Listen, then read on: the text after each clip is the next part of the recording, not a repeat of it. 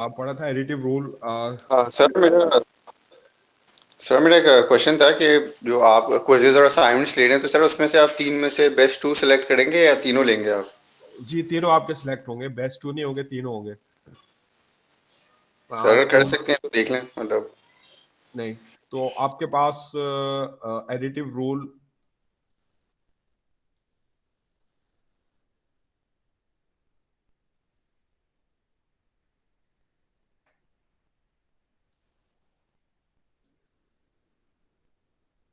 ठीक है, तो एडिटिव रूल से आप क्या करते हैं कि अगर आपको दो इवेंट्स के यूनियन की प्रोबेबिलिटी जो फाइंड आउट करनी हो, तो फिर उसको जो है आप एडिटिव रूल से जो है फाइंड आउट करते हैं। तो क्या होता है आपके पास एडिटिव रूल के, अगर आपके पास ए और बी की आपने प्रोबेबिलिटी फाइंड आउट करनी है,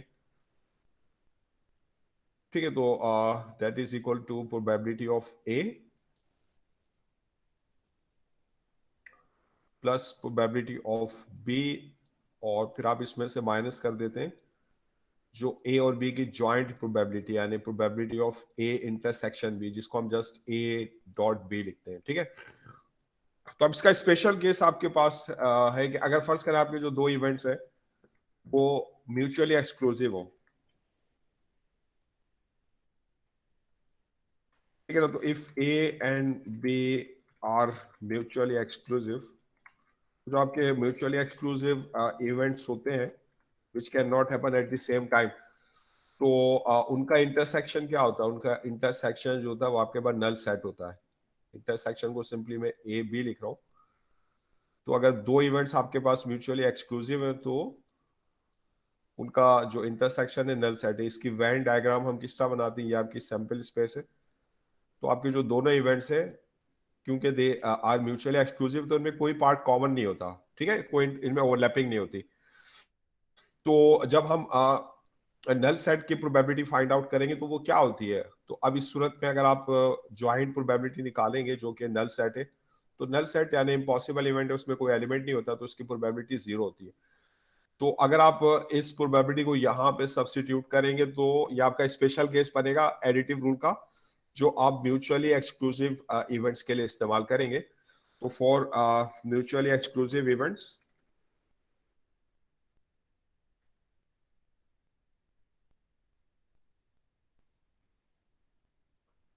तो जो आपके पास एडिटिव रूल होगा यानी प्रोबेबिलिटी ऑफ ए और बी, तो that will simply be equal to probability of A plus probability of B. तो म्यूचुअली एक्सक्लूसिव इवेंट्स में जो यूनियन की प्रोबेबिलिटी है उसके लिए सिंपली जो इंडिविजुअल इवेंट्स है उनकी प्रोबेबिलिटीज को जो हम ऐड कर देंगे। ठीक है ना, यहाँ पे जब ज्वाइंट प्रोबेबिलिटी हम रखेंगे दैट इज जीरो है, तो आपके पास जस्ट ये आपका स्पेशल केस बन जाएगा एडिटिव रूल का फॉर म्यूचुअली एक्सक्लूसिव इवेंट्स। तो प्रोबेबिलिटी ऑफ ए और B that is equal to simply probability of A plus probability of B.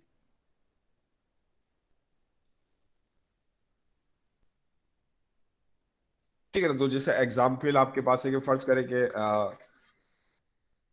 We throw two dices, throw two dice. अब हम इस चीज में इंटरेस्टेड हैं कि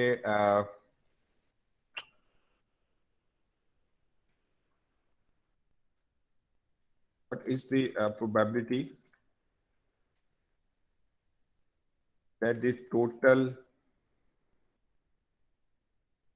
appearing on the two dice total is either 5 और 7। तो अब इस बात की क्या प्रोबेबिलिटी है कि अगर हम दो डाइस को थ्रो करते हैं तो उसमें जो टोटल अपेयर होता है वो या तो आपके पास 5 हो या 7 हो। ठीक है, तो आपके पास जो यहाँ पे सैंपल स्पेस है आपको पता है कि उसके अंदर कौन कौन से एलिमेंट्स होंगे, किस तरह के उसमें आउटकम्स होंगे, 1 1 से लेकर 1 6 तक, और इस तरह आपके पास 6 1 से लेकर 6 6 तक, ये 36 आउटकम्स है आपके पास।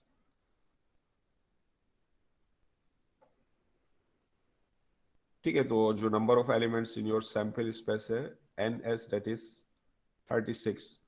तो अब ये दो इवेंट्स है आपके पास, तो इनको आप डिफाइन कर सकते हैं जैसे इवेंट ए आपके पास है कि जो टोटल है आपके पास टोटल इज 5, और इवेंट बी आप डिफाइन कर देंगे जो टोटल है आपके पास वो 7 है। तो क्या ये दोनों इवेंट्स एक साथ हो सकते हैं? क्या ऐसा हो सकता है कि टोटल 5 भी हो और साइमल्टेनियसली टोटल 7 भी हो? नहीं हो सकता, नो ये सर। म्यूचुअली एक्सक्लूसिव है। तो A and B are mutually exclusive events.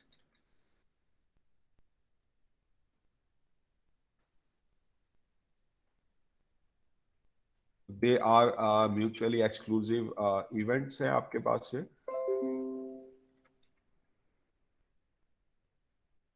तो हमने कौन सी प्रोबेबिलिटी निकालनी है कि प्रोबेबिलिटी ऑफ ए और बी, तो ये हमने मालूम करनी है। तो क्योंकि ये आपके पास म्यूचुअली एक्सक्लूसिव इवेंट्स हैं तो सिंपली आपके पास जो एडिटिव रूल होगा म्यूचुअली एक्सक्लूसिव इवेंट्स के लिए, हम जो एडिटिव रूल है उसका स्पेशल कैसे कि प्रोबेबिलिटी ऑफ ए और B is equal to probability of A plus probability of B. ठीक है, तो अब हमने ये प्रोबेबिलिटीज निकालनी है। तो ए जो आपके पास इवेंट है कि टोटल इज 5, तो इसमें कौन कौन से आपके पास आउटकम्स होंगे? आपके पास 1 4 होगा, इनका टोटल आपके पास जो है वो 5 है। 2 3 होगा आपके पास, और इस तरह आपके पास 3 2 होगा, और 4 1 होगा। इसके अलावा और कोई आउटकम नहीं होगा। 5 वाला कोई आउटकम नहीं हो सकता, उसमें टोटल जो होगा ग्रेटर देन 5 होगा। तो ये आपके पास ए है, तो यहां से आप प्रोबेबिलिटी ऑफ ए निकाल सकते हैं। तो आपके पास जो बेसिक फार्मूला है प्रोबेबिलिटी निकालने के लिए उसको आप यूज करेंगे कि कोई भी इवेंट है उसकी प्रोबेबिलिटी निकालने के लिए। तो उस इवेंट में जो नंबर ऑफ एलिमेंट्स उनको आप टोटल नंबर ऑफ एलिमेंट्स से डिवाइड करते हैं। तो ए में आपके पास 4 एलिमेंट है और टोटल एलिमेंट्स आपके पास 36 है। तो प्रोबेबिलिटी ऑफ ए आपके पास आ गई 1/9। ठीक है, ये आपके पास प्रोबेबिलिटी ऑफ ए है। अच्छा, फिर आप आ जाएं प्रोबेबिलिटी ऑफ बी के ऊपर। तो बी जो इवेंट है आपके पास वो एक है जो टोटल हो वो 7 हो। तो इवेंट बी में आपके पास कौन कौन से एलिमेंट्स होंगे जिनमें टोटल 7 है? तो एक तो 1 6 होगा आपके पास, टोटल 7 है आपके पास। 2 5 होगा, इनका टोटल भी आपके पास 7 है। 3 4 होगा, ठीक है, और इसके अलावा 5 में 4 3 होगा आपके पास, ठीक है, और 5 1 होगा, 5 2 होगा, और इसके अलावा 6 1 होगा। ये वो आउटकम है जिनमें टोटल जो आपके पास वो 7 है। ठीक है, तो ये सारे जो आउटकम्स है ये इवेंट बी में इंक्लूड है। तो जो टोटल 7 हो तो इसकी प्रोबेबिलिटी आपके पास क्या होगी? इसके लिए आप जो number of elements of B है इनको आप डिवाइड करोगे टोटल नंबर ऑफ एलिमेंट्स से। तो जो टोटल नंबर ऑफ एलिमेंट्स आपके पास वो 36 है, और बी में आपके पास कितने? 6। तो ये 6/36, तो ये प्रोबेबिलिटी आपके पास हो गई 1/6। ठीक है ना? तो इस तरह फिर हम ये प्रोबेबिलिटी फाइंड आउट कर लेते हैं कि इधर ए और बी हैपन्स, तो इसकी प्रोबेबिलिटी क्या होगी? प्रोबेबिलिटी ऑफ ए और बी, तो ये बराबर है प्रोबेबिलिटी ऑफ ए के जो कि आपने निकाला 1/9, और प्लस प्रोबेबिलिटी ऑफ बी के जो आपने कैलकुलेट किया 1/6। तो आप इसको सिंप्लीफाई कर लें तो इनमें एलसीएम ले लें। एलसीएम आपके पास है 54, 9 से डिवाइड करेंगे 6 आएगा, तो 6 1 जा 6, और प्लस 6 से डिवाइड करेंगे 9 आएगा, तो 9 1 जा 9, तो ये आपके पास हो जाएगा 15/54। तो आप इसको डेसिमल में भी जो है वो निकाल सकते हैं। ठीक है, तो सिंपली जब आप कोई भी इवेंट है आप उसकी प्रोबेबिलिटी कैलकुलेट करते हैं तो वो आपकी सिंपल प्रोबेबिलिटी है, जिसके लिए आपके पास जो बेसिक फार्मूला है वो आपके पास क्या है कि probability of any event A is equal to number of members in A divided by total number of members in B, sorry total number of members in your sample space S. तो किसी भी event की जो probability है उसको हम marginal probability भी कहते हैं, या सिंपल प्रोबेबिलिटी भी कहते हैं, या अनकंडीशनल प्रोबेबिलिटी भी कहते हैं। इसमें आप कोई कंडीशन यूज नहीं कर रहे, सिंपल आपके पास प्रोबेबिलिटी। तो ये जो है इसके नेम से मार्जिनल प्रोबेबिलिटी भी कहते हैं, हम इसे सिंपल प्रोबेबिलिटी भी कहते हैं, और इसको हम जो है अनकंडीशनल प्रोबेबिलिटी भी कहते हैं। क्योंकि अभी हम देखेंगे कि अगर हम प्रोबेबिलिटी अंडर सर्टेन कंडीशन निकालते हैं तो उसको कंडीशनल प्रोबेबिलिटी कहते हैं, तो उसका फॉर्मूला डिफरेंट होता है। तो इसमें हम कोई कंडीशन नहीं अप्लाई कर रहे, तो ये अनकंडीशनल प्रोबेबिलिटी भी है। सर ये जो एलसीएम निकाला है ये 54 कैसे आ रहा है? एलसीएम वो 9 को 6 से मल्टीप्लाई कर देंगे, 9 6 कितना होता है आपके पास? तो सर हम वो दूसरे तरीके से नहीं निकालेंगे जो हम निकालते हैं, जैसे 18 आ रहा है उससे? हाँ, उस तरह भी निकाल सकते हैं, मतलब 18 भी निकाल सकते हैं, आंसर सेम आएगा आपके पास। ओके सर ये एंड में कैंसिल हो जाएगा ना? क्या चीज? ये कैंसिल हो जाएगा ना, तो फिर वही आंसर आ जाएगा, मतलब जो पहले अगर हम 18 कर लें एलसीएम तो भी वही आंसर आएगा और अभी हाँ, भी वही आंसर। वो भी वही आंसर आएगा, मतलब आंसर में कोई फर्क नहीं होगा। ठीक है, अच्छा, और ये जो आपके पास ए एंड बी आपके पास ये जो इवेंट है जिसको हम सिंपली इंटरसेक्शन को हम मल्टीप्लिकेशन या डॉट से शो करते हैं, या जस्ट ए बी, तो ये आपके पास क्या ए एंड बी,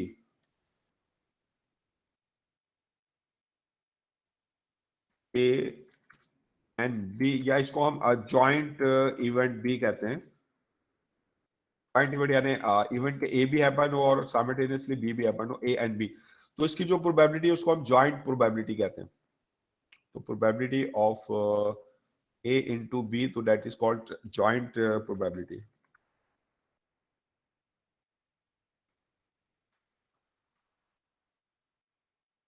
ठीक है, तो अब इसमें आपके पास एक तो मार्जिनल प्रोबेबिलिटी है, एक जॉइंट प्रोबेबिलिटी है, और एक आपके पास अभी हम पढ़ेंगे कंडीशनल प्रोबेबिलिटी।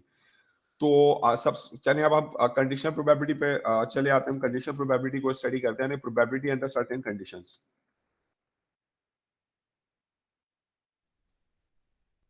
तो कंडीशनल प्रोबेबिलिटी,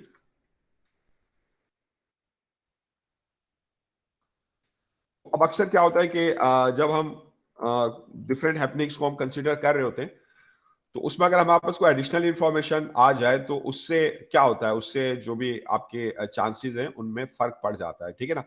जैसे फॉर एग्जांपल फर्ज करें आपको अगर पाकिस्तान और इंडिया का मैच हो रहा है, ठीक है ना, तो अब अगर आप पता चल जाए कि उस मैच में इंडिया की तरफ से जो है विराट कोहली हिस्सा नहीं ले रहा, तो अब क्या इससे पाकिस्तान के जीतने के चांसेस पे कोई फर्क पड़ेगा? वो क्या चेंज हो जाएंगे या वो वही रहेंगे? सर फर्क पड़ेगा। फर्क पड़ेगा ना। तो अगर आपके पास कोई एडिशनल इंफॉर्मेशन है, या अगर कोई ऑलरेडी इवेंट हो चुका है, तो उसके नतीजे में उसके बाद जो दूसरे इवेंट्स होंगे, तो ऑब्वियसली उनके चांसेस पे फर्क पड़ जाएगा। अगर आप रात को अपने घर लेट आते हैं और आपको पता है कि आपके घर में वाली साहब नहीं है, तो आपको पता है कि आपके डांट पड़ने के इम्कान इतने ज्यादा नहीं होंगे, चांसेस तो होंगे अम्मी इतना नहीं डांटेंगी, लेकिन आपको पता चल जाए आपके वाली साहब घर पर ही, एक एडिशनल इन्फॉर्मेशन आपको मालूम है, तो आपको पता है पहले के मुकाबले में अब सिचुएशन चेंज हो जाएगी, अब आपके डांट पड़ने के इम्कान ज्यादा होंगे। मतलब कहने का मतलब ये कि कुछ इवेंट्स के होने से दूसरे जो इवेंट्स हैं उनके चांसेस चेंज हो जाते हैं। तो ऐसी सूरत में फिर हम कंडीशनल प्रोबेबिलिटी यूज करते हैं, यानी प्रोबेबिलिटी उस वक्त अगर हम निकाल रहे हो जब हमें तो सर ये म्यूचुअली एक्सक्लूसिव तो नहीं होंगे ना फिर, क्योंकि अगर एक इवेंट दूसरे इवेंट को अफेक्ट कर रहा है। नहीं, म्यूचुअली एक्सक्लूसिव इवेंट्स में तो हम ये देखते हैं क्या दो इवेंट्स एक साथ हो सकते हैं या नहीं। यहाँ पे वो सिचुएशन नहीं है, यहाँ पे एक इवेंट पहले हो चुका है, ये हमें पता है, फिर उसके बाद हम देख रहे हैं कि जो दूसरे इवेंट्स हो रहे हैं उनके चांसेस क्या होंगे। तो ये म्यूचुअली एक्सक्लूसिव वाला केस नहीं है, ये तो ऐसा है कि एक इवेंट हो चुका है, फिर उसके बाद हम देखते हैं कि उस इवेंट के होने से जो दूसरे इवेंट्स है उनके होने पर क्या फर्क पड़ता है, उनके चांसेस किस तरह हम कैलकुलेट करेंगे। तो when we have some additional information,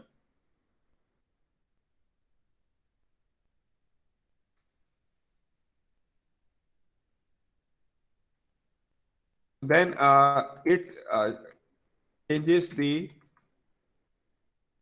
probabilities of events.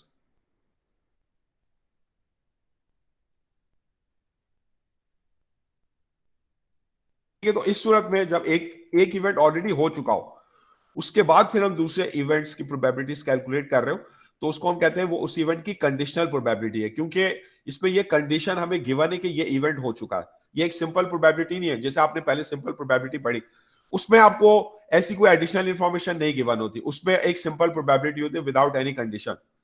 तो the probability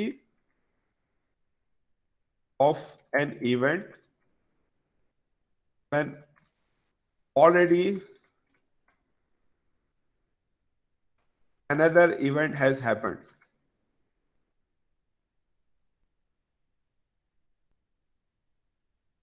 It's called conditional probability. तो इसको जो है हम कंडीशनल प्रोबेबिलिटी हम कहते हैं. It's called conditional probability. ठीक है ना. तो अब जैसे आपके पास है probability of A given that event A has happened. तो ये A की जो है आपके पास कंडीशनल प्रोबेबिलिटी है. तो इसके नोटेशन हम इस तरह लिखते हैं, probability of A given that को हम वर्टिकल लाइन से शो करते हैं, स्लैश से भी आप शो कर सकते हैं. तो ये आपके पास है probability of event A given that another event B has already happened. तो प्रोबेबिलिटी ऑफ A और गिवन दैट बाजू का स्लैश से भी इसको आप शो करते हैं. तो ये जो है कंडीशनल प्रोबेबिलिटी ऑफ A है. तो ये है प्रोबेबिलिटी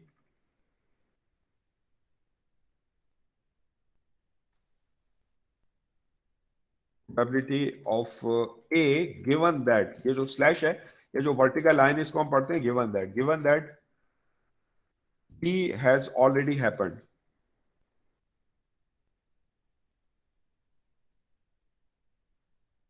ठीक है. तो ये जो स्लैश है आपके पास, ये जो वर्टिकल लाइन है आपके पास, इसको हम पढ़ते हैं गिवन दैट. तो ये बताता है इसके बाद ये जो इवेंट है ये ऑलरेडी हैपन हो चुका है. ये हमारी एडिशनल इंफॉर्मेशन है गिवन दैट. तो ये जो आपके पास conditional probability of A given that B has happened. तो इसमें ये जो B है आपके पास, ये already has happened, you know about this fact. ये एडिशनल इंफॉर्मेशन है.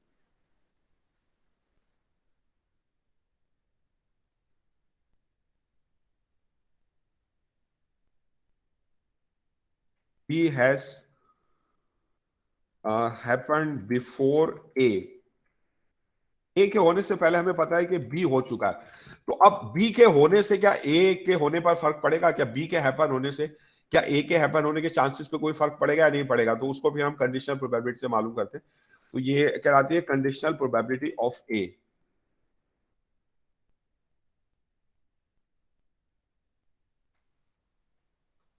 ठीक है. तो अगर आपके पास आपको पता है कि सिंपल जब आप कोई भी इवेंट है उसकी प्रोबेबिलिटी निकालते हैं, तो उसमें आपके पास जो आपकी यूनिवर्स होती है वो आपकी सैंपल स्पेस S होती है. तो अब जैसे फर्ज करें ये आपके पास सैंपल स्पेस A है और ये आपके पास दो इवेंट है A एंड B. तो जब आप A की आप प्रोबेबिलिटी कैलकुलेट करते हैं, सिंपल प्रोबेबिलिटी, इसमें कोई भी कंडीशन आप अप्लाई नहीं कर रहे, you don't have any additional information, you just want to find what are the chances of that A happens. तो इसके लिए आप सिंपली क्या करते हैं कि जो A के नंबर ऑफ एलिमेंट्स हैं उनको आप डिवाइड कर देते हैं जो टोटल नंबर ऑफ एलिमेंट्स यानी जो आपके सैंपल स्पेस S है उसके मेंबर से. ये जो S है ना आपकी, ये आपकी यूनिवर्स है जिसके अंदर आप काम कर रहे हैं. ये वो सब कुछ है जो आपके पास है. तो ये आपके पास क्या है? ये टोटल आउटकम्स है, ये आपकी यूनिवर्स है. तो इस यूनिवर्स के अंदर आप देखते हैं कि A के होने के चांसेस क्या है. लेकिन अब अगर फर्स्ट करें आपके पास एडिशनल इंफॉर्मेशन है कि B हैज हैपेंड.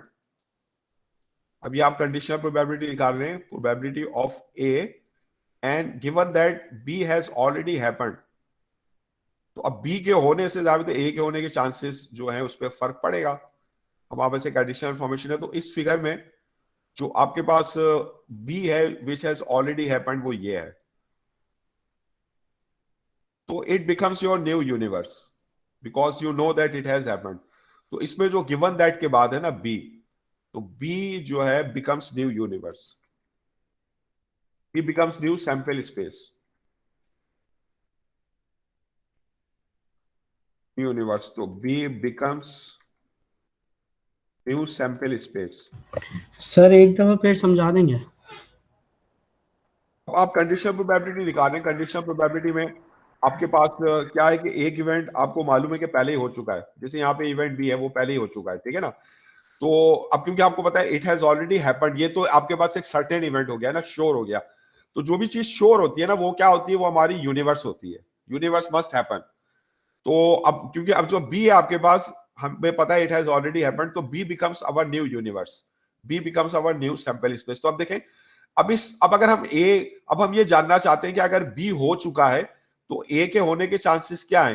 तो ए के होने के चांसेस के लिए हमें ए का वो पार्ट देखना पड़ेगा जो बी के साथ कॉमन है, यानी ये पार्ट। समझ में आ रही बात? तो अब इस न्यू सैंपल स्पेस में ए के होने के जो चांसेस है वो किस तरह मेजर करेंगे। ए का वो पार्ट जो इस न्यू सैंपल स्पेस में मौजूद है वो ये पार्ट है, और ये किसके बराबर है, ये ए और बी का इंटरसेक्शन है ना। ये आपके पास क्या है, ये ए इंटरसेक्शन। तो फिर हम क्या करेंगे, हम ये करेंगे कि जो इस न्यू यूनिवर्स में जो ए का पार्ट है, यानी number of elements in A intersection B, ठीक है, उसको हम डिवाइड कर देंगे न्यू यूनिवर्स के नंबर ऑफ एलिमेंट्स से, यानी number of elements in B. तो ये आपके पास जो है conditional probability of A given that B का फार्मूला आ जाएगा। यानी सर तो इसके लिए ए इंटरसेक्शन बी होना लाजमी है ना? हाँ, अगर एक इवेंट दूसरे इवेंट को अफेक्ट हो रहा है तो हाँ बिल्कुल होना लाजमी, मतलब जाहिर है कि अगर इवेंट भी हो चुका है और ए उसमें नहीं होता तो फिर जाहिर है उसकी प्रोबेबिलिटी जीरो होगी, कंडीशनल प्रोबेबिलिटी जीरो होगी। तो ए इंटरसेक्शन बी आप मालूम करेंगे, उसको आप डिवाइड कर देंगे number of elements in B से। अच्छा, इस फॉर्मूले को आप इस तरह भी कन्वर्ट कर सकते हैं, आप प्रोबेबिलिटी में भी कन्वर्ट कर सकते हैं। तो ये जो आपके पास ये जो कंडीशनल प्रोबेबिलिटी का फॉर्मूला, ये इन terms of number of elements है, इसको आप इस तरह भी लिख सकते हैं। अगर मैं ऐसा करूं कि ऊपर जो आपके पास न्यूमरेटर है, ये आपके पास न्यूमरेटर है और ये आपके पास डिनोमिनेटर है। तो याद रखें डिनोमिनेटर में आपके पास क्या है, जो न्यू यूनिवर्स है उसके नंबर आ रहे हैं।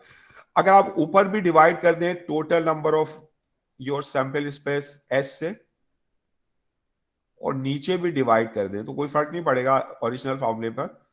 तो जब आप न्यूमरेटर और डिनोमिनेटर दोनों को, जो आपकी जो ओरिजिनल सैंपल स्पेस थी एस, उसके मेंबर से डिवाइड करेंगे, तो ये क्या बन जाएगी फॉर्म, ये प्रोबेबिलिटी बन जाएगी आपके पास। ये किसकी प्रोबेबिलिटी है ऊपर न्यूमरेटर में, ये प्रोबेबिलिटी ऑफ ए बी है, ये joint probability of A B है। तो ये आपके पास कंडीशनल प्रोबेबिलिटी का फॉर्मूला आ जाएगा इन टर्म्स ऑफ प्रोबेबिलिटीज, यानी probability conditional probability of A given that B, ये किसके बराबर है, probability of A into B, यानी joint probability of B divided by नीचे क्या है, प्रोबेबिलिटी ऑफ इवेंट बी।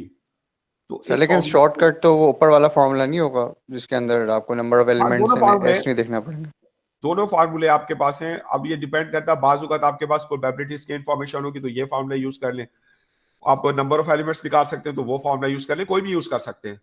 तो अब आ जाए, अब आपके पास जैसे एग्जांपल है कंडीशनल प्रोबेबिलिटी के, फर्ज करें कि फाइंड दी, हम जो है वी थ्रो या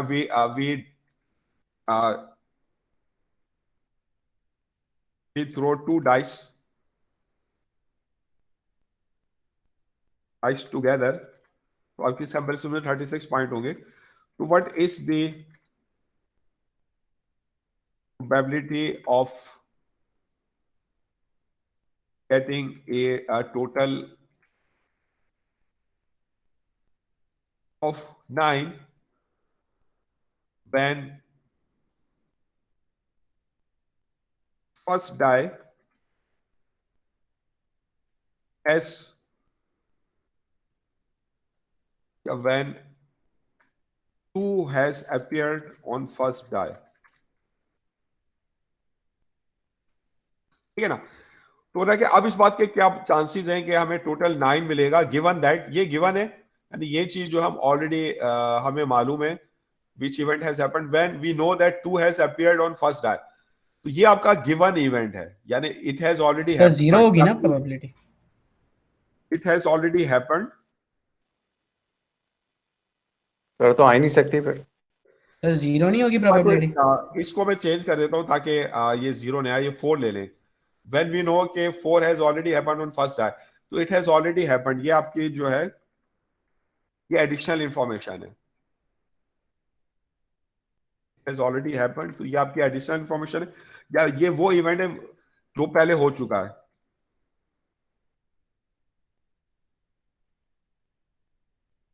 ये एडिशनल इंफॉर्मेशन है आपके पास।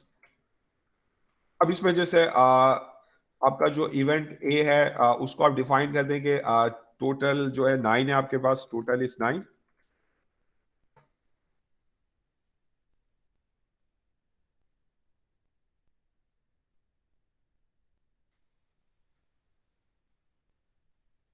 और इवेंट बी ले लें कि 2 appears on first die, 4 appears on first die.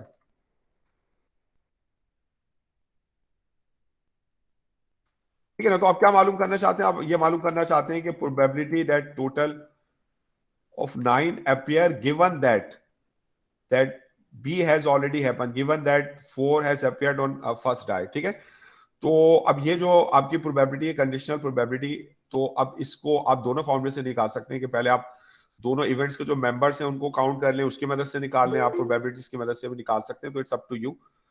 तो अब जैसे इवेंट ए है, इसके अंदर कौन कौन से आउटकम्स होंगे आपके पास?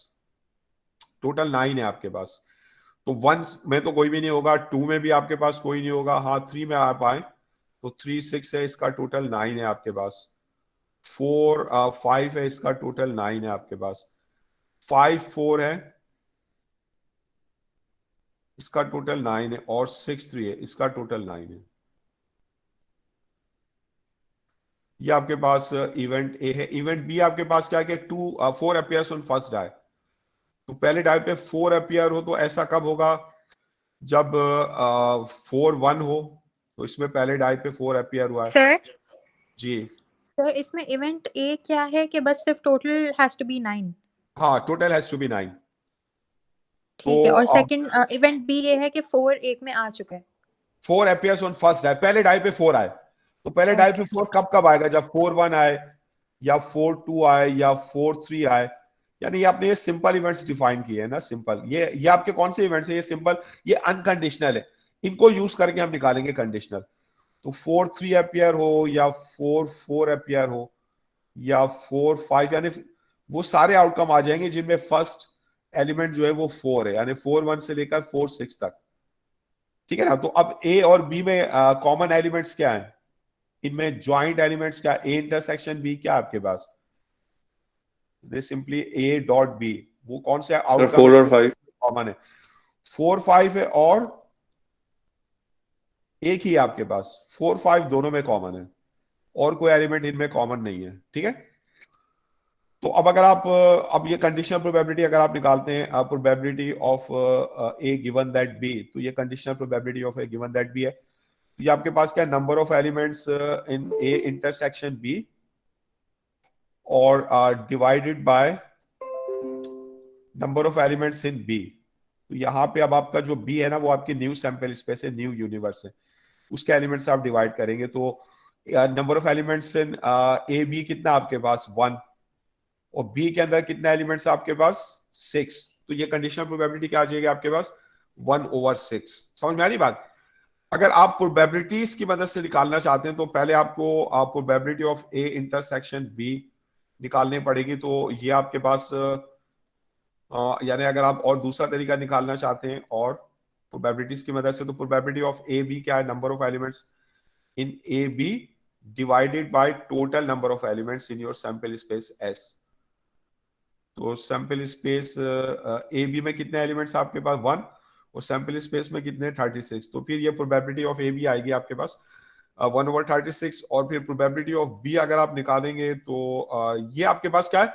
ये बी की सिंपल प्रोबेबिलिटी है, या ये मार्जिनल प्रोबेबिलिटी है, या ये बी की अनकंडीशनल प्रोबेबिलिटी है। अनकंडीशनल, इसमें कोई आप इंफॉर्मेशन यूज नहीं कर रहे, एडिशनल इंफॉर्मेशन, इसमें कोई कंडीशन आप यूज नहीं कर रहे। तो ये नंबर ऑफ, ये सिंपल जो प्रोबेबिलिटी उसका फॉर्मूला ये है, ये तो बेसिक फार्मूला है, आप कभी भी यूज कर सकते हैं। तो number of elements in B divided by number of elements in your sample space. तो बी में आपके पास 6 एलिमेंट थे, और टोटल आपके पास 36 थे, तो ये आपके पास आ जाएगा 1/6। ठीक है, अब अगर आप conditional probability of A given that B ये निकालना चाहते हैं बाय यूजिंग प्रोबेबिलिटीज सेकंड फॉर्मूले से, तो ये conditional probability of A given that B, तो इसका फॉर्मूला क्या है? प्रोबेबिलिटी ऑफ ए बी, यानी joint probability of A and B, इसको आप डिवाइड करेंगे प्रोबेबिलिटी ऑफ बी से। तो प्रोबेबिलिटी ऑफ ए बी आपके पास है 1/36, और divided by probability of B, ये आपके पास है 1/6। तो इसको आप सिंप्लीफाई कर लें,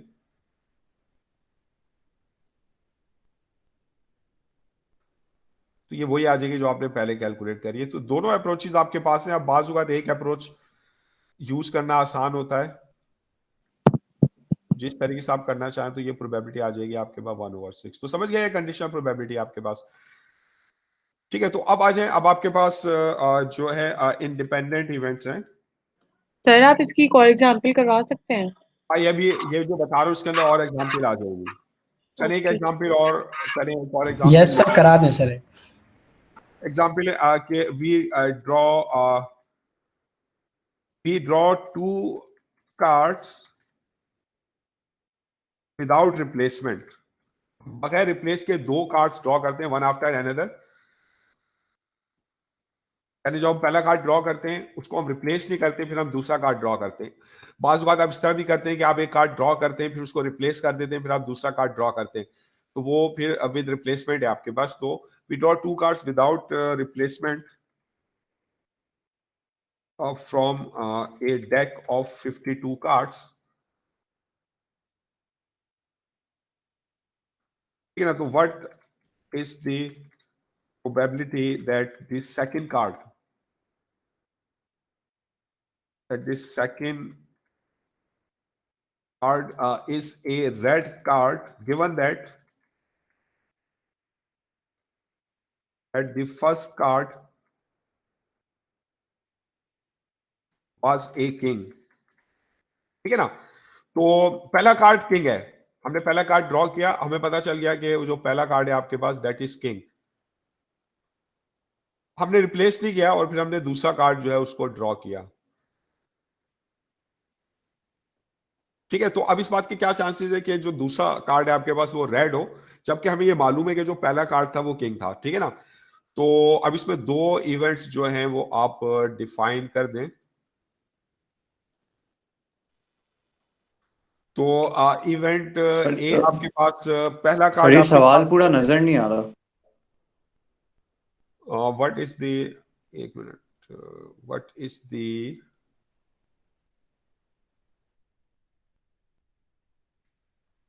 probability that is second card is a red card, given that the first card was a king।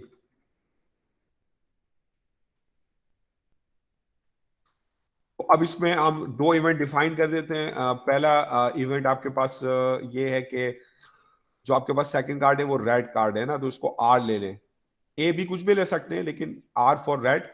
तो आर आपके पास क्या है कि जो सेकंड कार्ड है आपके पास, सेकंड कार्ड इज रेड।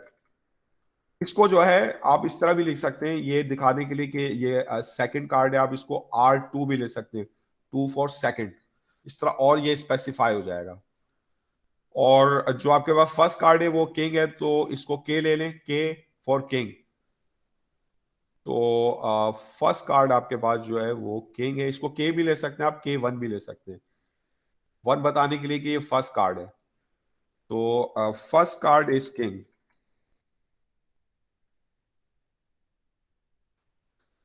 अब आप क्या मालूम करना चाहते हैं? आप ये कंडीशनल प्रोबेबिलिटी मालूम करना चाहते हैं कि सेकंड कार्ड आपके पास रेड था, गिवन दैट जो फर्स्ट कार्ड है आपके पास वो किंग है। तो इसकी प्रोबेबिलिटी जो है वो आप निकालना चाहते हैं। ठीक है ना? तो अब इसमें आप ये देख लें कि कितने रेड कार्ड होते हैं आपके पास। पहले तो देख लें कितने किंग होते हैं आपके पास। किंग होते हैं 4। और कितने आपके पास रेड कार्ड होते हैं? रेड कार्ड होते हैं 12। अच्छा, और इनमें ज्वाइंट प्रोबेबिलिटी, यानी कैसे ऐसे कार्ड होते हैं जो रेड भी हो और किंग भी हो, यानी आर इंटरसेक्शन के, यानी कार्ड रेड भी है, बोथ रेड एंड किंग, या ये जस्ट आर इंटू के है आपके पास। तो card is red and king both. तो कितने, यानी कितने रेड किंग होते हैं आपके पास? सर आपने बताया था कि रेड कार्ड्स जो होते हैं वो 26 नहीं होते? हाँ, रेड कार्ड 26 होते हैं। तो रेड कार्ड जो आपके पास 26 है। अच्छा, कितने आपके पास रेड किंग होते हैं? सर ये थोड़ा ऊपर का दिखा देंगे ये जो आपने वर्किंग की है। देख लिया? सर रेड में किंग तो 2 होते हैं। 2 होते हैं। तो जो आपके पास नंबर ऑफ एलिमेंट्स हैं ऐसे कार्ड्स के जो रेड भी और किंग भी, यानी आर इंटरसेक्शन के या सिंपली आर इंटू के, इसमें कितने एलिमेंट्स आपके पास? 2। ठीक है ना? तो अगर मैं आपसे कहूं कि आप ये कंडीशन प्रोबेबिलिटी निकालें तो किस तरह निकालेंगे कि आपके पास सेकंड कार्ड रेड हो given that first card king है, तो इसकी प्रोबेबिलिटी आप किस तरह निकालेंगे? Number of members in are and के, यानी ये जो जॉइंट इवेंट है इसके नंबर ऑफ मेंबर्स को आप डिवाइड कर देंगे। किससे डिवाइड करेंगे? नंबर ऑफ किंग्स से। ये जो आपकी न्यू यूनिवर्स है विच हैज ऑलरेडी हैपेंड। तो अब इसमें जैसा आप वैल्यूज पुट कर दें तो कितने रेड कार्ड, कितने आपके पास रेड किंग है? 2। 2 और टोटल कितने किंग्स हैं आपके पास? 4। 4 तो ये प्रोबेबिलिटी आपके पास आ जाएगी हाफ, 0.5। ठीक है? अच्छा, अगर चलें ये अब ये एग्जाम्पल हो गए, अब हम आ जाते हैं इंडिपेंडेंट इवेंट्स पर। सर ये आपने विदाउट रिप्लेसमेंट किया, अगर विद रिप्लेसमेंट होता फिर? अगर विद रिप्लेसमेंट आप करते तो उससे जो सेकंड कार्ड है वो, अगर आपके पास अगर पहला कार्ड आपने रिप्लेस कर दिया तो जो सेकंड कार्ड है फिर उस पर कोई फर्क नहीं पड़ेगा। फिर आप अगर ये प्रोबेबिलिटी निकालते कि आपके पास जो पहला कार्ड रेड है given that second card is king, तो उसके लिए आप ये देखते कि जो रेड और जो आपके पास किंग है वो कितने, ठीक है, और फिर उसके बाद आप मतलब यही फॉर्मूला आप यूज करते नंबर ऑफ किंग। ठीक है? तो फिर जो आपके पास कंडीशनल प्रोबेबिलिटी होती है ना, रेड और किंग जो है वो कितने आपके पास? वही होते हैं, 2 होते हैं आपके पास। और किंग आपके पास कितने होते हैं? 12 होते हैं। दैट इज किंग 2 है। किंग आपके पास कितने? दैट इज सर किंग 12 कैसे हुए? किंग तो 4 होंगे ना। किंग 4 होते हैं आपके पास। तो आपके पास इस प्रोबेबिलिटी में कोई फर्क नहीं पड़ता अगर आप इसको रिप्लेस भी कर देते, तो ये आपके पास 1/2 आती है।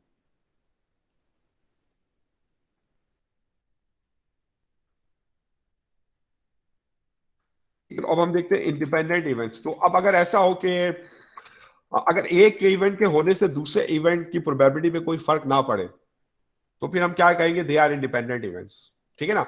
अगर एक इवेंट के होने से दूसरे इवेंट की प्रोबेबिलिटी चेंज हो जाए तो फिर हम कहेंगे कि जो दूसरा इवेंट है वो पहले इवेंट पर डिपेंड करता है, तो फिर वो जो आपके पास इवेंट्स होंगे ना वो डिपेंडेंट होंगे। तो इफ सर, तो इसके अंदर इंटरसेक्शन नहीं होगा ना फिर इंडिपेंडेंट इवेंट्स में? अभी देख लेंगे ना, अभी आप परेशान क्यों हो रहे हैं? अभी क्या हम अभी हमने तो स्टार्ट किया ना, तो आगे क्यों जा रहे हो? तो if the happening of one event does not change the chances of another event, does not change the probability of another event,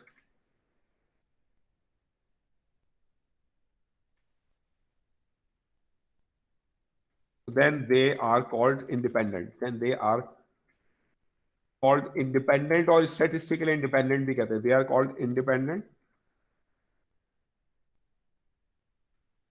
or statistically independent events.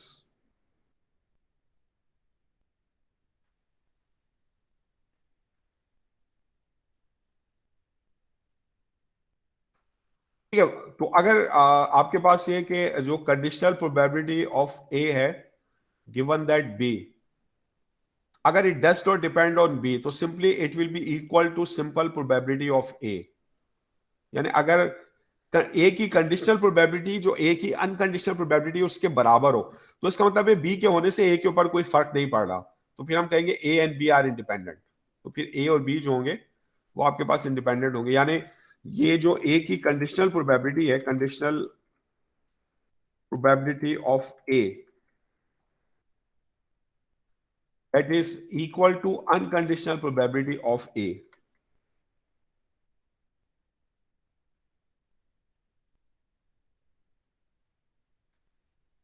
तो फिर हम कहेंगे A and B are independent. So A and B are independent.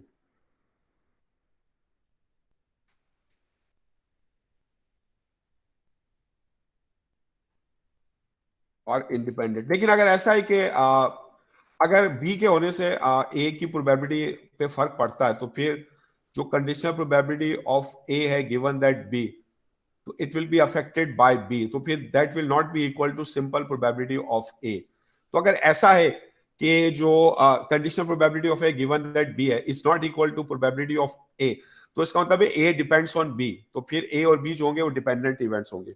A depends on B, अगर इस पर depend नहीं करता तो फिर इसकी प्रोबेबिलिटी को चेंज नहीं होना चाहिए था, लेकिन अगर इसकी प्रोबेबिलिटी चेंज हो रही है तो इसका मतलब ये इस पर डिपेंड करता है। A depends on B and A and B are dependent events. Sir आपने ऊपर जो लिखा है conditional probability of A is equals to unconditional probability of A. जी सर एक दफा ये बता नहीं समझ आया सर ये चीज। जी क्या बोल रही हैं आप? सर ये conditional probability of A is equals to unconditional probability of A. जी, ये कंडीशनल प्रोबेबिलिटी ऑफ ए है, जिसमें हम ये देख रहे हैं कि अगर अगर बी गिवन हो तो फिर ए के होने की प्रोबेबिलिटी क्या है। तो ये conditional probability of A given that B.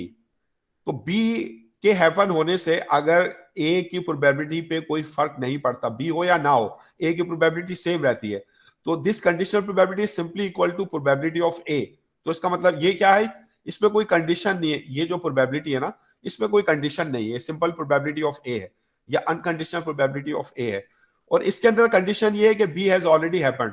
लेकिन अगर बी के होने से ए की प्रोबेबिलिटी पे कोई फर्क नहीं पड़ रहा, यानी probability of A given that B वही है जो जस्ट प्रोबेबिलिटी ऑफ ए है, यानी ये इस तरफ कंडीशनल प्रोबेबिलिटी है जिसमें बी कंडीशन गिवन है, और इस तरफ सिंपल प्रोबेबिलिटी है जिसमें कोई कंडीशन गिवन नहीं है। अगर ये दोनों प्रोबेबिलिटीज बराबर है तो इसका मतलब क्या है, क्या बी के होने से ए की प्रोबेबिलिटी पे कोई फर्क पड़ रहा है? क्या बी के होने से ए पर कोई फर्क पड़ रहा है? नहीं पड़ रहा, जब इनकी प्रोबेबिलिटीज इक्वल है ना। तो अगर इस तरह है तो उसका मतलब है कि जो ए और बी है ना वो इंडिपेंडेंट है। बात समझ में आ रही है? लेकिन अगर बी के होने से ए पर फर्क पड़ता है तो फिर जो हम कंडीशनल प्रोबेबिलिटी ऑफ ए निकालेंगे ना, यानी probability of A given that B, अगर हम इसको कैलकुलेट करेंगे तो ये जो है that will not be equal to probability of A. तो ये आपके पास जो है इंडिपेंडेंट इवेंट्स को मालूम करने का तरीका है। अगर आप ये जानना चाहते हैं या आप ये प्रूव करना है कि दो इवेंट्स इंडिपेंडेंट है या नहीं, तो आप ये चेक कर लें कि उनकी कंडीशनल प्रोबेबिलिटी और अनकंडीशनल प्रोबेबिलिटीज बराबर है या नहीं। अगर वो बराबर हैं तो इसका मतलब वो दोनों इवेंट्स जो आपके पास इंडिपेंडेंट है, अदरवाइज दे आर डिपेंडेंट। ठीक है ना?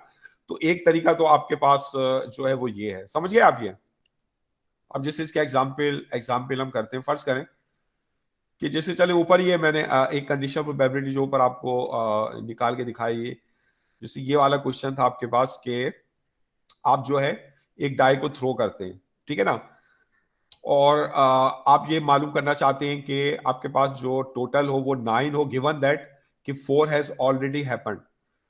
तो अब ये जो दो इवेंट है ए और बी, क्या ये इंडिपेंडेंट है या नहीं, अब इसी को हम कैलकुलेट करते हैं। तो are A and B dependent?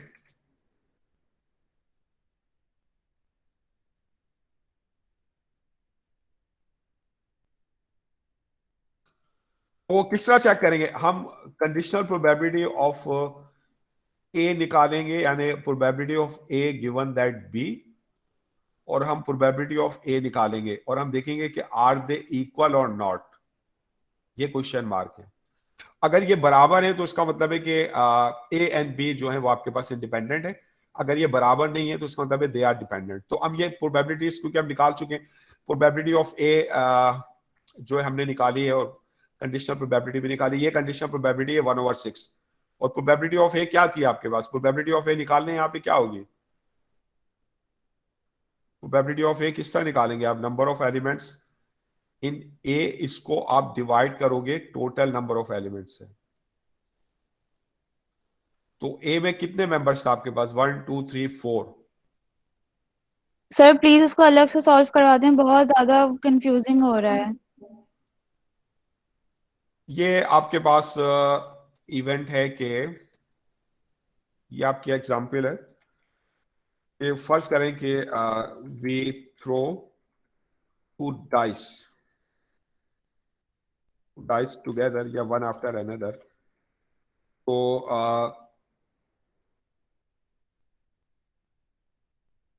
the total is 9 and 4 appears on first die. ये दो इवेंट्स है आपके पास, ठीक है ना। तो अब क्वेश्चन ये कि are this two events independent? ये दोनों इवेंट्स आपके पास इंडिपेंडेंट है। तो एक इवेंट जो है आपके पास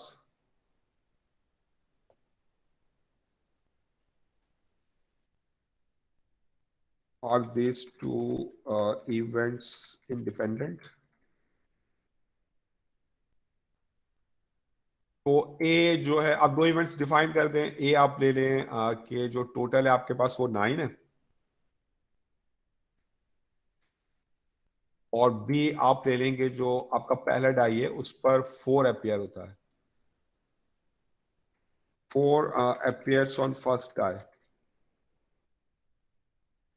ठीक है, आपने चेक क्या करना है, क्या ये दो इवेंट्स इंडिपेंडेंट है? तो किस तरह चेक कर सकते हैं, क्या तरीकेकार होगा? आप जो है ये मालूम करें conditional probability of A given that B, और ये किसके बराबर होनी चाहिए आपके पास? अगर बी के होने से ए पर कोई फर्क नहीं पड़ता, तो बी हो या ना हो ए की प्रोबेबिलिटी सेम रहती है, तो it should be equal to किसके बराबर होनी चाहिए? प्रोबेबिलिटी ऑफ ए के। ठीक है ना, ये मुझे सर अगर ए के होने से बी पे फर्क पड़ रहा है तो फिर प्रोबेबिलिटी ऑफ बी के बराबर होना चाहिए या नहीं? नहीं, तो फिर उसमें आपका रोल चेंज हो जाएगा ना। फिर उसमें अगर ए के होने से, तो फिर आप फर्स्ट इवेंट कौन सा होगा? ए होगा, तो फिर उसके अंदर ये होगा probability of B given that A. ठीक है, तो उसमें जो एडिशनल इंफॉर्मेशन है वो ए होगी, रोल चेंज हो जाएगा। देखिए जो स्लैश के बाद है ना, ये वो इवेंट है जो ऑलरेडी हैपन हो चुका है, जो आपको पहले से पता है कि ये हो चुका है। ठीक तो है। अगर आप ये निकालना चाहते हैं कि बी हो चुका है, क्या बी के होने से ए पर फर्क पड़ेगा, तो फिर आप ये चेक करेंगे क्या conditional probability of A given that B, क्या that is equal to probability of A. लेकिन अगर आप कहते हैं कि नहीं, क्या ए के होने से, क्या फर्ज करें ए पहले हो गया है, क्या ए के होने से बी पे फर्क पड़ेगा, तो अब इसमें जो ए है ना वो पहले हो चुका है, तो अब आप probability of B given that A निकालेंगे और इसको चेक करेंगे किसके बराबर होनी चाहिए, किसके बराबर होनी चाहिए? Probability of B. Of B. तो आप किसी भी तरीके से कर सकते हैं, मतलब अगर दो इवेंट्स आपके पास इंडिपेंडेंट हैं ए एंड बी, तो फिर ए अपॉन बी की probability will be equal to probability of A, या बी गिवन दैट ए की probability will be equal to probability of B. कोई भी एक आप चेक कर लें, इट्स अप टू यू। समझ में आ रही बात? तो इससे कोई फर्क नहीं पड़ेगा। अगर ये बराबर होंगे तो वो भी अगर ये आपके पास बराबर है, इंडिपेंडेंट है, तो इस तरह ये भी बराबर होंगे और ये इंडिपेंडेंट होंगे। ठीक है, तो अब इसमें मुझे बताएं ये ए और बी तो हम खुद ही मतलब रखते हैं ना, अब तो सिर्फ क्वेश्चन देंगे। हाँ, ये तो आपके ऊपर है, आप किसको ए लें किसको बी लें, ये आपके ऊपर है। तो Okay. ए जो है टोटल इस 9, इसमें कौन कौन सा एलिमेंट है आपके पास? टोटल 9 हो आपके पास, तो आपके पास 3 6 है, इसमें 4 5 है, 5 4 है, और 6 3 है। तो इसकी प्रोबेबिलिटी क्या होगी आपके पास? इसमें टोटल 4 एलिमेंट्स हैं और टोटल सैंपल्स में 36 है, तो इसकी प्रोबेबिलिटी आपके पास है 1/9।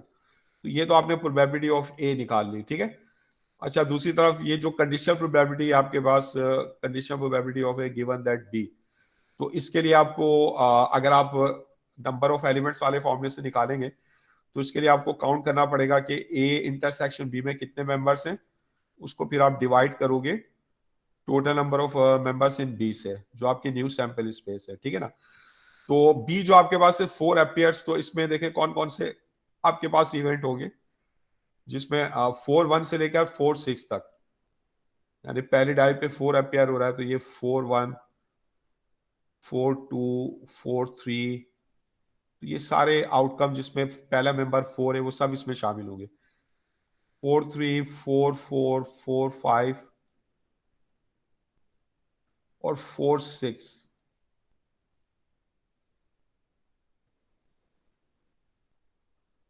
तो इसकी जो अच्छा इसका ए के साथ जो चल इसकी भी इसमें नंबर ऑफ मेंबर्स कितने हैं आपके पास? इसमें नंबर ऑफ मेंबर्स आपके पास हैं 6।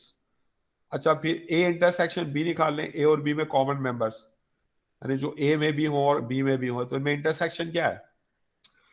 ए और बी में कॉमन क्या है आपके पास? यानी टोटल आपके पास 9 भी और पहला जो आपके पास मेंबर है वो 4 भी हो, तो ये है जैसा आपके पास 4 5 एक ही मेंबर है आपके पास। जो number of members in A intersection B है वो 1 है। तो फिर हम कंडीशनल प्रोबेबिलिटी मालूम करते हैं। Conditional probability of A given that B, तो ये आपके पास है number of members in A intersection B, या simply A into B divided by number of members in B. तो ए इंटरसेक्शन बी में 1 मेंबर है और बी में कितने मेंबर है आपके पास? 6। वो प्रोबेबिलिटी है 1/6। तो अब देखें क्या ये जो conditional probability of A given that B है, तो क्या ये प्रोबेबिलिटी ऑफ ए के बराबर है? प्रोबेबिलिटी ऑफ ए क्या आपके पास? 1/9। They are not equal. तो एस probability of A given that B is not equal to probability of A, तो इसका मतलब क्या है? A and B are dependent events, they are not independent. So A and B are dependent events, they are not independent। ठीक है ना? इसको आप इस तरह भी कर सकते हैं। फर्ज करें आप इस तरह निकालना चाहते हैं,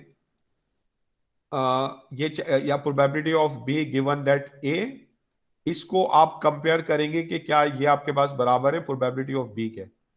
इस तरह भी कर सकते हैं आप। तो अगर आप इस तरीके से निकालें तो प्रोबेबिलिटी ऑफ बी आपके पास क्या होगी? बी में आपके पास कितने मेंबर्स हैं? 6 हैं और टोटल आपके पास कितने हैं? 36। तो ये जो आपके पास बी की प्रोबेबिलिटी है 1/6।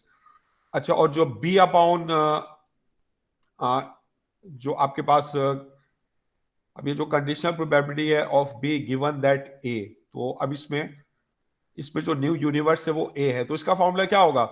इसका फॉर्मूला है number of members in B intersection A. तो बी इंटरसेक्शन ए और ए इंटरसेक्शन बी बराबर है। इंटरसेक्शन जो होता है कम्यूटेटिव होता है। आप ए का बी के साथ इंटरसेक्शन लें या बी का ए के साथ इंटरसेक्शन लें, इससे कोई फर्क नहीं पड़ता, दे आर इक्वल। तो यानी ऑर्डर चेंज करने से इंटरसेक्शन पे कोई फर्क नहीं पड़ता, इसमें प्लस में होता है। सो प्लस भी आपके पास कम्यूटेटिव होता है, 2 में 3 ऐड करें या 3 में 2 ऐड करें, तो ऐसे जो ऑपरेशन होते हैं इनमें ऑर्डर चेंज करने से कोई फर्क नहीं पड़ता, वो कम्यूटेटिव कहलाते हैं। तो इंटरसेक्शन जो है कम्यूटेटिव है। तो number of members in B intersection है और डिवाइडेड बाय, किससे डिवाइड करोगे? Number of members in A. तो अब इसको अगर आप निकालें बी इंटरसेक्शन ए में कितने मेंबर है? बी इंटरसेक्शन ए वही, यानी जो ए इंटरसेक्शन बी आपने निकाला, तो इसके अंदर 1 मेंबर है। और जो आपके पास ए था, ए में कितने मेंबर्स थे आपके पास? ए ये है, ए के अंदर 4 मेंबर्स है। तो ए में 4 है, बी इंटरसेक्शन में 1 है, तो ये आपके पास प्रोबेबिलिटी आएगी 1/4। तो क्या ये जो कंडीशनल प्रोबेबिलिटी ऑफ बी है गिवन दैट ए, तो क्या ये आपके पास बराबर है प्रोबेबिलिटी ऑफ बी के? प्रोबेबिलिटी ऑफ बी है 1/6, दे आर नॉट इक्वल। तो इस तरह भी पता चल जाएगा कि ए और बी जो है वो डिपेंडेंट है। तो आप किसी भी तरीके से कर सकते हैं। तो A and B are dependent events. समझ में आ रही बात? तो अगर आप ये चेक करना चाहते हैं कि 2 इवेंट्स आपके पास इंडिपेंडेंट है या नहीं, तो उसका क्या तरीकेकार है? अगर आपके पास 2 इवेंट्स इंडिपेंडेंट होंगे, if A and B are independent. Independent का मतलब यानी किसी के भी होने से किसी दूसरे की प्रोबेबिलिटी में कोई फर्क नहीं पड़ता। मतलब ना तो ए के होने से बी की प्रोबेबिलिटी पे फर्क पड़ रहा है, अगर ए पहले हो जाए उससे बी की प्रोबेबिलिटी या चांसेस पे कोई फर्क नहीं पड़ता, या बी पहले हो जाए उससे ए की प्रोबेबिलिटी पे कोई फर्क नहीं पड़ता। तो फिर आपके पास यानी क्या कंडीशन होगी? तो अगर आप probability of A given that B find out करेंगे, तो that will be equal to probability of A. या अगर आप probability of B given that A मालूम करेंगे, तो that will be equal to probability of B. कोई भी आप इसके अंदर यूज कर सकते हैं क्राइटेरिया, ठीक है ना। लेकिन अगर ये इक्वल नहीं है, ये पहली बात, लेकिन अगर आपके पास ए और बी डिपेंडेंट होंगे तो ये इक्वल नहीं होंगे, या अगर ये इक्वल नहीं है तो ए और बी डिपेंडेंट होंगे। तो if A and B are dependent events, then फिर इनमें से आप कोई भी एक कंडीशनल प्रोबेबिलिटी मालूम कर लें। Conditional probability of A given that B, तो that will not be equal to probability of A, या आप कंडीशनल प्रोबेबिलिटी ऑफ बी आप मालूम कर लें गिवन दैट ए, तो that will not be equal to probability of B. बात समझ में आ रही है? ठीक है, क्लियर है बात, या कोई प्रॉब्लम है? अभी हम इसको और क्वेश्चंस कर लेंगे। तो अरे वो जो आपने वो जो अभी कार्ड्स वाली एग्जांपल करवाई थी, उस पे एक दफा ये कर दें अप्लाई, जो भी ये आपने अभी आप कार्ड्स करवाई वाली ना, करवाई। ये काउंट वाली एग्जांपल ये करवाई ना आपको, जिसे probability of B given that A आप किस तरह निकाल रहे हैं, इसका फॉर्मूला क्या होगा? Number of elements in B intersection A divided by number of elements in A. तो अब ए आपके पास क्या था कि टोटल 9, तो ए के अंदर ये मेंबर्स है, तो ए के अंदर आपके पास जो नंबर ऑफ मेंबर्स इन ए है वो आपके पास 4 है, आपने इन्हें काउंट कर लिया। सर नहीं, मैं कह रही हूँ कि जो है आपने वो जो कार्ड्स वाली करवाई थी अभी। हाँ, कार्ड्स वाले भी करते हैं। अच्छा, अब इसमें अगर आप जो है विथ रिप्लेसमेंट अगर आप ड्रॉ करते हैं, यानी आप दो ऑब्जेक्ट्स आप ड्रॉ करते हैं और पहले ऑब्जेक्ट्स के बाद आप दूसरा ऑब्जेक्ट्स ड्रॉ करते हैं और फिर आप उसको रिप्लेस कर देते हैं। अगर आप रिप्लेस कर रहे हैं तो उसके बाद जो भी आप इवेंट होगा, क्या उसकी प्रोबेबिलिटी पे कोई फर्क पड़ेगा या नहीं पड़ेगा? विथ रिप्लेसमेंट, तो विथ रिप्लेसमेंट पे फर्क नहीं पड़ेगा। तो अगर हम जैसे आपके पास जो है कोई आपके पास बैग है, उसमें मुख्तलिफ बॉल्स हैं, उनको आप दो बॉल्स को इस तरह ड्रॉ करते हैं, आपने पहली बॉल ड्रॉ करी, उसको फिर आपने रिप्लेस कर दिया, फिर आप दूसरी बॉल ड्रॉ कर रहे हैं, यानी पहली बॉल को निकालने के बाद उसको दोबारा आपने बैग में रख दिया, फिर आप दूसरी बॉल ड्रॉ कर रहे हैं। या 52 कार्ड्स हैं, आप एक कार्ड जो है वो ड्रॉ करते हैं अपने 52 कार्ड्स में से, और फिर दूसरा कार्ड ड्रॉ करने से पहले इस कार्ड को दोबारा आप इस पैक में रख देते हैं, फिर आप सेकंड कार्ड जो है वो ड्रॉ करते हैं। तो अगर आप ऑब्जेक्ट्स को ड्रॉ करें विद रिप्लेसमेंट, तो क्या इससे रिप्लेसमेंट करने के बाद जो सेकंड इवेंट या कोई भी इवेंट है उसकी प्रोबेबिलिटी पे कोई फर्क पड़ेगा या नहीं पड़ेगा? नहीं पड़ेगा। तो इस सूरत में जो आपके इवेंट्स होंगे ना वो इंडिपेंडेंट होंगे। तो जब आप विद रिप्लेसमेंट जो है ड्रॉ करेंगे तो इवेंट्स जो होंगे आपके पास वो इंडिपेंडेंट होंगे। लेकिन अगर आप ऐसा करें कि आप दो ऑब्जेक्ट्स या दो से ज्यादा objects one after another draw करें विदाउट रिप्लेसमेंट, तो फिर क्या फर्क पड़ेगा? फिर क्या प्रोबेबिलिटीज पे फर्क पड़ेगा या नहीं पड़ेगा? विदाउट रिप्लेसमेंट में तो सर पड़ेगा। हाँ, तो फिर उसमें जो इवेंट्स होंगे वो डिपेंडेंट होंगे। तो अगर विदाउट रिप्लेसमेंट आप करें, यानी अब एक बैग है उसमें आप दो बॉल्स को आप ड्रॉ करते हैं, पहली बॉल को आपने ड्रॉ किया, इसको आपने रिप्लेस नहीं किया, फिर आप दूसरी बॉल को ड्रॉ कर रहे हैं, तो अब बाद में जो भी इवेंट है उनकी प्रोबेबिलिटीज चेंज हो जाएंगी। इसी तरह आपके पास अगर 52 कार्ड्स का पैक है, उसमें से आप एक कार्ड ड्रॉ करते हैं और इसको आप रिप्लेस किए बगैर आप दूसरा कार्ड ड्रॉ करते हैं, तो फिर जो प्रोबेबिलिटीज है वो चेंज हो जाएंगी। तो फिर यहाँ पे जो इवेंट्स होंगे आपके पास वो डिपेंडेंट होंगे। ये तो एक बेसिक सा रूल है, events are dependent. Sir with replacement में फर्क नहीं पड़ेगा? विद रिप्लेसमेंट में फर्क नहीं पड़ेगा, विदाउट रिप्लेसमेंट में फर्क पड़ेगा। तो अब अच्छा, अब इसको अब पहले ये समझ गया आप, डिपेंडेंट और इंडिपेंडेंट है दो आपके पास सिनारियो आ गए। तो अब इसमें आ जाए, इसमें आपके पास हम जो है जॉइंट प्रोबेबिलिटी जो है उसको देखते हैं, फिर उससे हम एग्जांपल करके इसको समझ लेंगे। आपके पास जॉइंट प्रोबेबिलिटी है,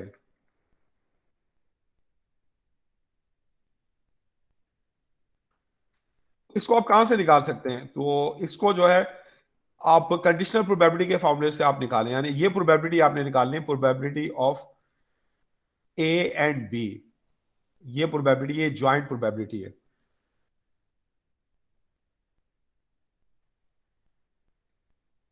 ये आपके पास जो है probability that A and B both happens. Probability of A and B.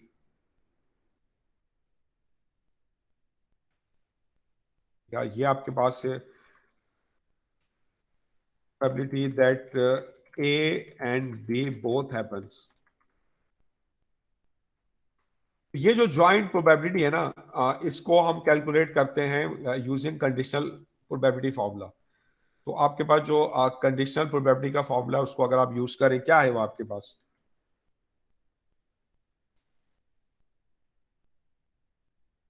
Using conditional probability formula,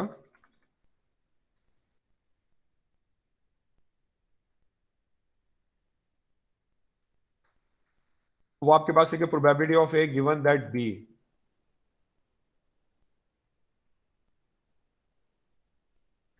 that is equal to probability of A into B, यानी joint probability of A and B divided by probability of B। तो यहां से आप joint probability का formula बना ले, क्या बनेगा? तो ये होगा probability of A and B, तो that is equal to conditional probability of A given that B multiplied by probability of B। ठीक है ना? तो ये फॉर्मूला, इसकी मदद से जो हम ज्वाइंट प्रोबेबिलिटी को जो है वो हम कैलकुलेट कर सकते हैं। ठीक है, तो अब जैसे आपके पास एग्जाम्पल देखते हैं हम। फर्ज करें कि we draw 2 cards without replacement,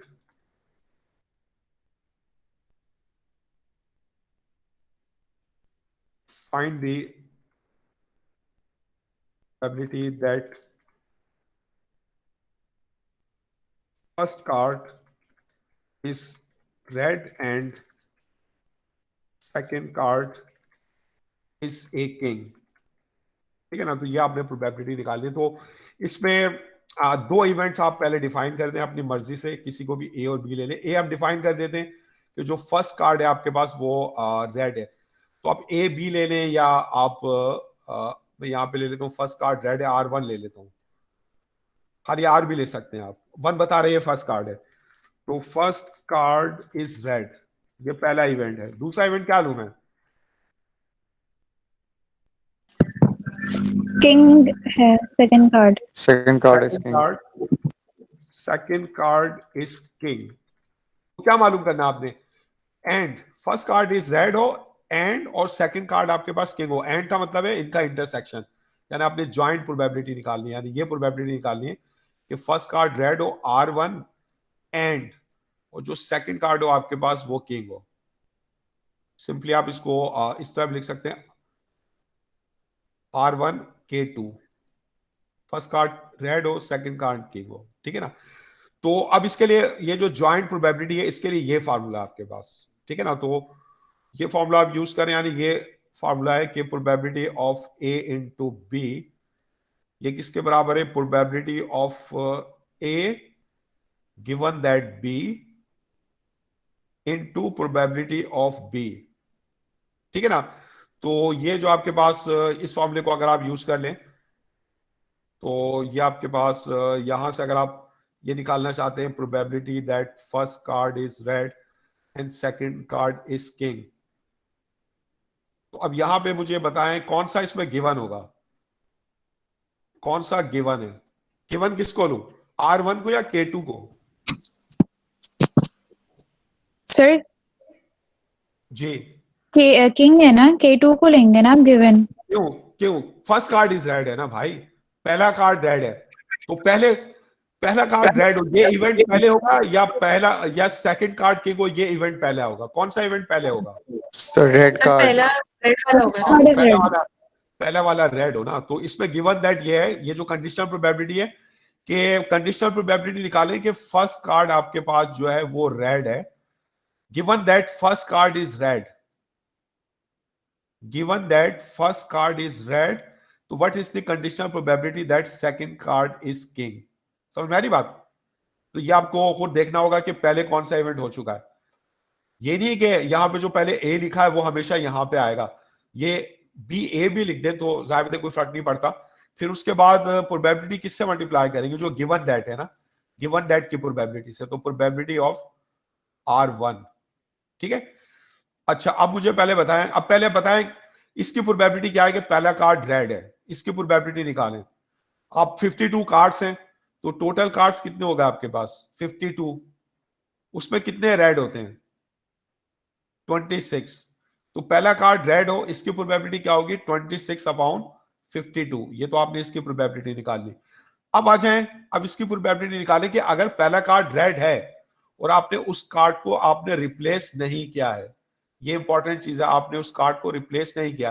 तो जब आप उस कार्ड को रिप्लेस नहीं करेंगे और आप सेकंड कार्ड ड्रॉ करेंगे तो उस वक्त जो टोटल नंबर ऑफ कार्ड्स हैं वो 52 नहीं रहेंगे, कितने हो जाएंगे? 51।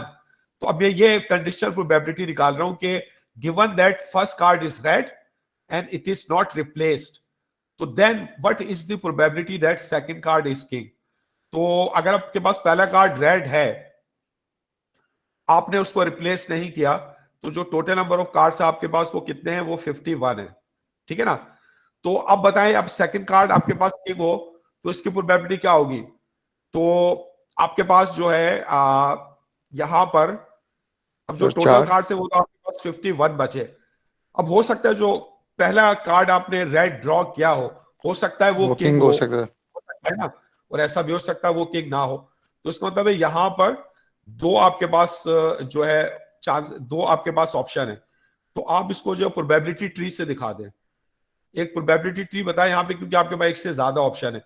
तो पहली ऑप्शन आपके पास क्या है कि जो पहला आप रेड कार्ड आप ड्रॉ कर रहे हैं, जो पहला यानी आप रेड कार्ड ड्रॉ कर रहे हैं और हो सकता है वो किंग हो और हो सकता है वो किंग ना हो। किंग ना हो का मतलब है किंग कॉम्प्लीमेंट, ठीक है ना, ये दो बातें पॉसिबल हैं, ठीक है। फिर उसके बाद जो है आप सेकंड कार्ड ड्रॉ करते हैं, तो आप इस बात में इंटरेस्टेड है कि वो जो सेकंड कार्ड है आपके पास वो किंग हो, ठीक है ना। और इसी तरह यहां पे आप इंटरेस्टेड है कि जो सेकंड कार्ड है आपके पास वो किंग हो, ठीक है ना। तो पहला कार्ड आपने ड्रॉ किया, तो अब इसमें दो ऑप्शन है कि या तो वो किंग होगा या वो किंग नहीं होगा। तो क्या ये दोनों ऑप्शन कि पहला कार्ड आपके पास किंग हो या पहला कार्ड किंग ना हो, क्या ये एक साथ हो सकती है या ये म्यूचुअली एक्सक्लूसिव है? जी सर शायद एक्सक्लूसिव है। Mutually exclusive. अगर पहला या तो पहला कार्ड किंग होगा या किंग नहीं होगा, ऐसा नहीं हो सकता कि पहला कार्ड किंग भी हो और किंग ना भी हो। कि देखिए जो म्यूचुअली एक्सक्लूसिव होते हैं ना उनको अलग अलग ब्रांचेस से शो करते हैं, और म्यूचुअली एक्सक्लूसिव के लिए आप क्या यूज करते हैं? प्लस, याद है? जो म्यूचुअली एक्सक्लूसिव इवेंट्स होते हैं आइदर और, तो उनके लिए आप क्या यूज करते हैं? प्लस। और जो ऐसे इवेंट होते हैं जो एक सक्सेशन में होते हैं उनके लिए क्या यूज करते हैं आप? मल्टीप्लीकेशन। तो अब यहां पर आपके पास जो है आपने ये जो प्रोबेबिलिटी ट्री बनाया है इसमें आपने ये दूसरा क्यों, मतलब दूसरा पार्ट क्या किया है? मतलब पहले या तो किंग हो या तो किंग नहीं हो। हाँ उसके देखें, बाद पहला आपके पास जो आपने पहला कार्ड रेड ड्रॉ किया ना, तो या तो वो किंग होगा या वो किंग नहीं होगा। फिर उसके बाद दूसरा इवेंट जिसमें आप इंटरेस्टेड है वो क्या है कि जो सेकंड कार्ड है वो किंग हो, ठीक है ना। तो अब देखें, हो सकता है कि पहला कार्ड किंग हो और फिर आप दूसरा कार्ड ड्रॉ करें वो भी किंग हो, या हो सकता है कि पहला कार्ड किंग ना हो और जो आप सेकंड कार्ड ड्रॉ करें वो किंग हो। तो ये दो ऑप्शन है ना, तो इस वजह से आपको दो ब्रांचेस करनी पड़ रही है। तो अब देखें, अगर पहला कार्ड आपके पास किंग है, पहले तो हमने निकाला कि आपका कोई रेड कार्ड जो है वो आपके पास ड्रॉ हो। फिर रेड कार्ड में अगर आप सेकंड कार्ड निकाल रहे हो उसको आप रिप्लेस नहीं कर रहे, तो आप क्योंकि रिप्लेस नहीं कर रहे तो इस वजह से दो बातें, दो पॉसिबिलिटीज है, उनको अलग अलग आपने कंसीडर करना है। पहली पॉसिबिलिटी ये है कि जो आपके पास कार्ड है वो किंग है, तो अगर ये कार्ड किंग है, फर्स्ट करें ये कार्ड किंग है, ठीक है ना, तो अब टोटल नंबर ऑफ किंग्स आपके पास एक कम हो जाएंगे। कितने बचेंगे? टोटल कितने किंग्स थे आपके पास?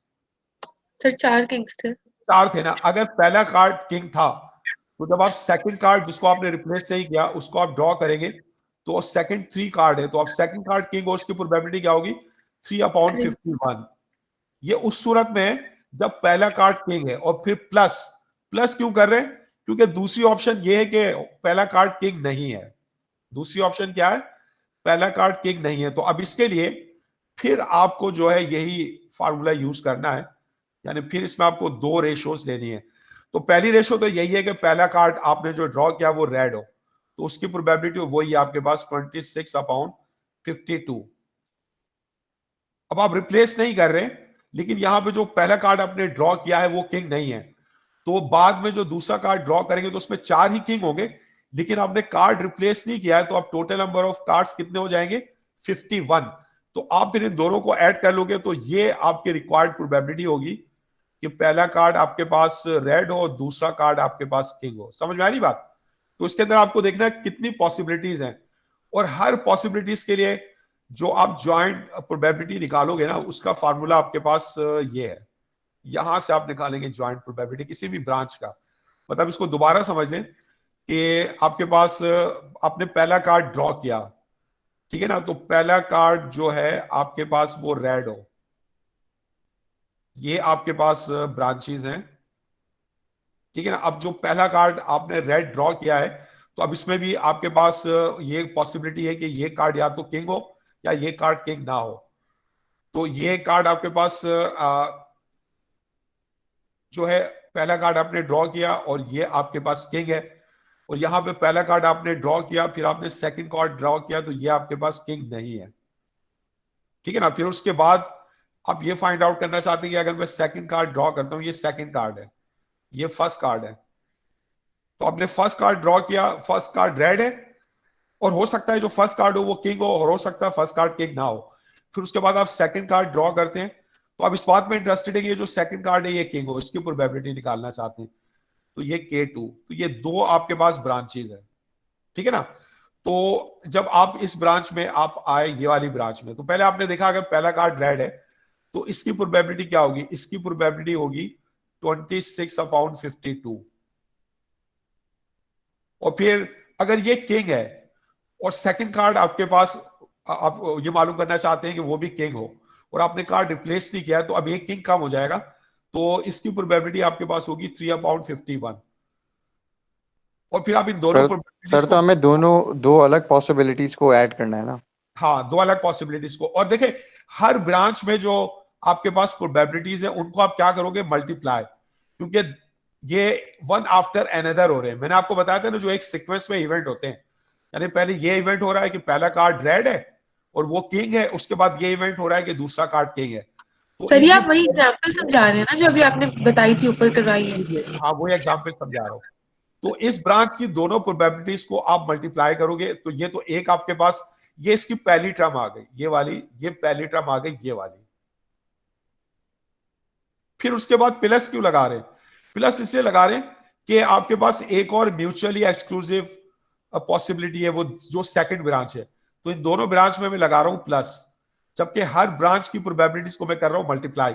तो इसमें भी अगर आप रेड कार्ड, तो हम दोनों ब्रांचेस को ऐड कर लें? दोनों ब्रांचेस की प्रोबेबिलिटीज को मल्टीप्लाई करके ऐड कर रहे हैं, ठीक है। ठीक है ना। तो अब जैसे आपके पास, अब अगर आप सेकंड उस पर जाएं ऑप्शन पे, सेकंड ऑप्शन क्या है कि पहला कार्ड आपने ड्रॉ किया, तो वो अगर रेड है तो उसकी प्रोबेबिलिटी क्या है? 26/52। अब उसके बाद अगर वो किंग नहीं था, फिर उसके बाद आप सेकंड कार्ड ड्रॉ कर रहे हैं, वो किंग है, और आप इसको रिप्लेस नहीं कर रहे, तो क्योंकि वो किंग नहीं है तो टोटल नंबर ऑफ कार्ड्स तो 4 ही रहेंगे, लेकिन जो टोटल किंग्स तो 4 ही रहेंगे, लेकिन टोटल नंबर ऑफ कार्ड्स आपके पास कितने हो जाएंगे? 51, क्योंकि आप रिप्लेस नहीं कर रहे। तो अब आपकी जो रिक्वायर्ड प्रोबेबिलिटी है वो आपके पास क्या आ जाएगी? इसमें आ गई 26/52, और यहां पे आ गई 4/51। तो टोटल प्रोबेबिलिटीज निकालने के लिए आप इन दोनों प्रोबेबिलिटीज जो ब्रांचेस हैं उनको मल्टीप्लाई करके उनको कर ले ऐड। तो ये आपके रिक्वायर्ड प्रोबेबिलिटी है, रिक्वायर्ड ज्वाइंट प्रोबेबिलिटी, कि फर्स्ट कार्ड आपके पास रेड है और सेकंड कार्ड आपके पास किंग है, और आपने पहले कार्ड को रिप्लेस नहीं किया है, तो ये आपके पास क्या है? 26/52 मल्टीप्लाइड बाय 3/51 प्लस 26/52, और मल्टीप्लाइड बाय 4/51। तो ये आप फिर इसको आप कैलकुलेट कर लें जी। सर ये आपने 21/52 क्यों लिख दिया ऊपर? क्यों? ऊपर जो आपने वो भी यहाँ पे ये वाला जो है ये 21/52 क्यों लिखा? क्योंकि जो पहला कार्ड रेड हो उसकी प्रोबेबिलिटी क्या होगी? सर 26 होगी ना? अच्छा टोटल रेड कार्ड कितने हैं? 26 है ना आउट ऑफ 52। तो ये रेड कार्ड की प्रोबेबिलिटी है ना। अच्छा, अब अगर फर्ज करें इसी एग्जाम्पल में मैं कार्ड को रिप्लेस कर दूं, यानी यही क्वेश्चन आपका, अब हम कार्ड को रिप्लेस कर रहे हैं, यानी we draw 2 cards with replacement. So find the probability